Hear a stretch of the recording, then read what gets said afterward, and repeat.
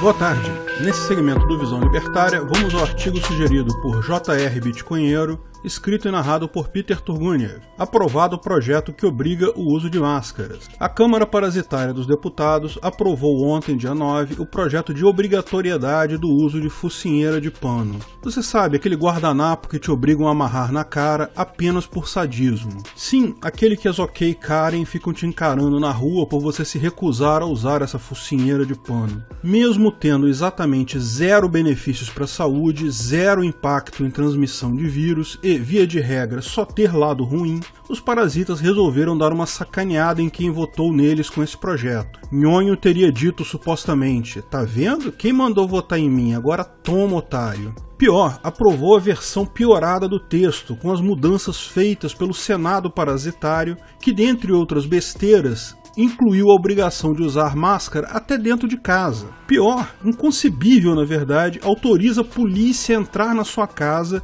sem ordem expressa de juiz para verificar se as pessoas estão usando máscaras, por exemplo, em uma festa. Mas não para por aí. Além de obrigar máscaras em todos os lugares, também obriga álcool em gel em todas as empresas e mais um monte de besteiras lá. Lógico, isso só vai servir para prefeituras se locupletarem com multas absurdas. Olha, vamos ignorar por um momento o fato de que máscaras não servem para nada. Tem amplos estudos e evidências que, para a propagação do vírus, apenas aquelas máscaras caras, aquelas N95, que são super difíceis de usar, podem ter alguma eficácia. Colocar esse paninho na cara que o povo vem fazendo e que essa lei obriga é absolutamente inefetivo. Pior, pode aumentar a contaminação, como explicamos no vídeo. Médica italiana alerta para os malefícios de uso da mascherina. Mas vamos deixar essa questão de lado por um momento, fazer de conta que isso tem alguma eficácia. Nem vou entrar também no fato de que isso seria impossível pela ética libertária.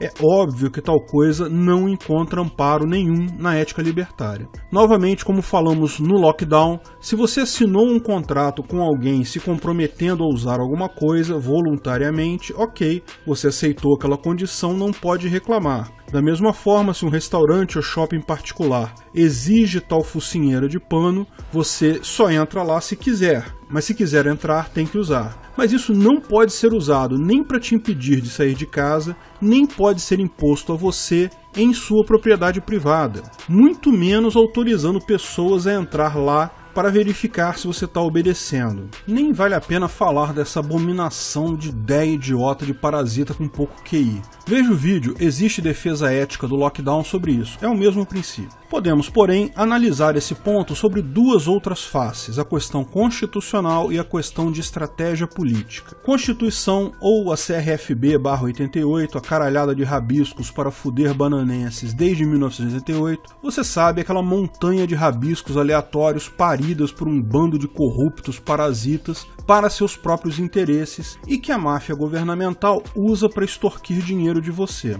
Lógico, ela só serve como desculpa para usar violência contra você, senhor bovino gadoso pagador de impostos, porque a máfia mesmo tá cagando para aquela porcaria. Rabisco, meu amigo, é só rabisco, qualquer coisa a gente rabisca de novo, muda o entendimento do rabisco, foda-se. Ainda assim, é um absurdo esses parasitas, filhos da puta, cagarem uma lei desse tipo. Cara, esses vermes desses deputados literalmente jogaram no lixo a porcaria da Constituição com esse projeto. Pelo visto, essa Constituição deles lá só vale se não tiver vírus por aí, né? Adianta rabiscar lá no rabisco 11 do guardanapo sujo número 5 que a casa é asilo inviolável do indivíduo e só pode nela penetrar o agente com mandato judicial ou em flagrante delito. Se depois vai rabiscar que pode entrar para fiscalizar qualquer coisa. Mas fazer o quê, né? Porque também tem o rabisco 15 do mesmo guardanapo que diz que é livre a locomoção em todo o território nacional em tempos de paz e já foi ignorado pelo lockdown imediatamente. Só serve a Constituição se não tiver vírus. Por isso, positivismo não funciona, nem nunca vai funcionar. Abandonem essa porcaria de positivismo de uma vez por todas. Joguem fora essa montanha de rabiscos aleatórios que não serve para porra nenhuma. E todos os parasitas que acompanham. Vocês sabem, justpositivismo é aquela ideia que as leis devem ser únicas dentro do ordenamento jurídico, o mais universal possível, devem ser escritas para ficarem claro para todas as pessoas como deve ser aquelas leis. ela surgiu de uma deficiência do justnaturalismo. Lógico, leis escritas existem desde os sumérios na antiguidade, mas foi Kelsen o grande teórico por trás dessa justificativa moderna para a criação de leis escritas. Kelsen esperava mesmo que um dia houvesse uma constituição mundial. Que idiota prepotente, capacho de ditador do caralho. O justnaturalismo entende que regras surgem espontaneamente, surgem naturalmente da interação entre indivíduos, e nem precisam ser escritas porque as pessoas sabem quais são essas regras, o que é um fato. Se você montar um servidor do Discord, rapidamente as pessoas percebem que precisam de regras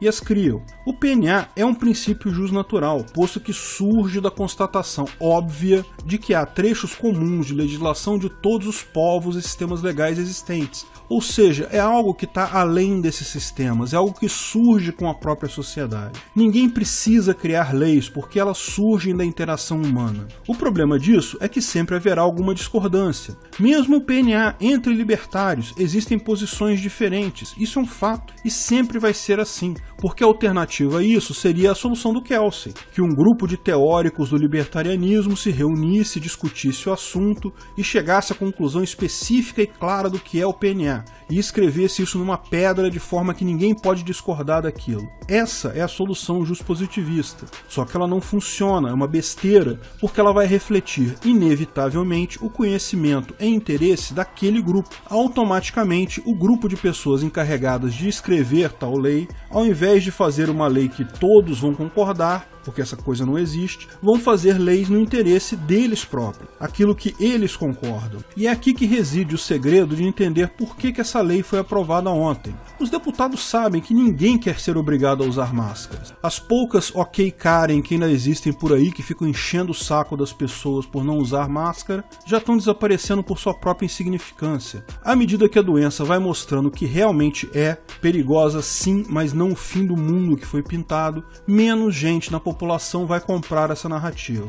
Então os deputados estão jogando fora seu futuro político assim do nada? Não, na verdade existem duas motivações para esse decreto. O primeiro é que eles querem dar uma fonte de renda nova para prefeituras. Multa é muita grana. Toda lei brasileira de trânsito, por exemplo, tem um único e exclusivo objetivo de arrecadar dinheiro. Prefeituras estão quebradas, como de resto todo mundo. Vai fazer uma festa com essa multa, vai ser ótimo para a prefeitura. Mas não é só isso, querem forçar Bulbasauro a sancionar mais uma lei contra o que ele fala. Veja, o tal do Bulbasauro, como ex-deputado parasita, para manter a coerência, evita vetar totalmente leis do Congresso. Uma forma de respeitar o poder legislativo, que em troca caga para ele, não respeita em nada. Nessa toada, mesmo leis contrárias à sua plataforma foram sancionadas com alguns poucos vetos. Provavelmente o Senado incluiu essa coisa de obrigar máscaras em casa e polícia entrar em casa, justamente para o cara ter alguma coisa para vetar e sancionar o resto. É a famosa estratégia boi de piranha. Coloca aquele monstrengo absurdo de um lado que de repente fica mais fácil de passar o resto. O monstrengo morre,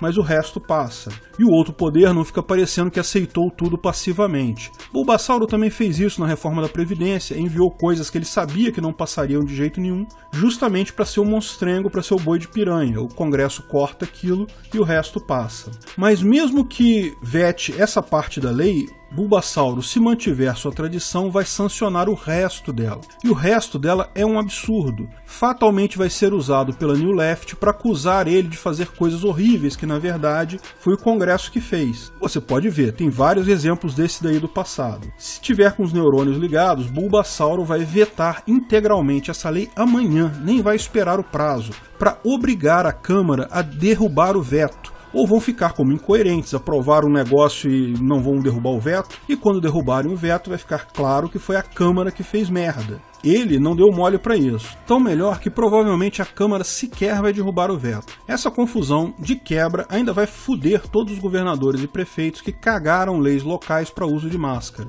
Porque sem lei nacional eles não têm como multar. Eles podem fazer uma lei que multe, mas acredite, essa lei é inconstitucional. Por fim, para terminar esse artigo, seja no caso dessa lei passar, seja no caso de leis estaduais e municipais inconstitucionais, algumas dicas sobre como não usar focinheira de pano e diminuir sua chance de pagar multa. ande sempre com uma máscara no bolso. Se um parasita quiser te multar, diga que tirou a máscara para beber água, para comer alguma coisa e já vai colocá-la de novo, foi só 5 minutinhos. Afinal, se você parar para pensar, ninguém consegue ficar com a máscara 100% do tempo, ou a pessoa morreria de fome. Coloque a focinheira de pano até passar pelo guarda, quando estiver longe dele, tira de novo e guarda no bolso. Tentar desenrolar com o guarda é sempre a forma mais simples de fazer essas coisas. Pô, seu guarda, foi mal aí, desculpa, eu tava usando, tirei aqui só para beber água, já vou colocar de novo, foi mal aí. Mas se não for possível, deixe ele emitir a multa. Tem gente que diz que está sem documentos, que não lembra o CPF, o RG e esse tipo de coisa. Se o guarda não estiver com muita vontade de te multar, pode ser até mesmo que ele deixe para lá.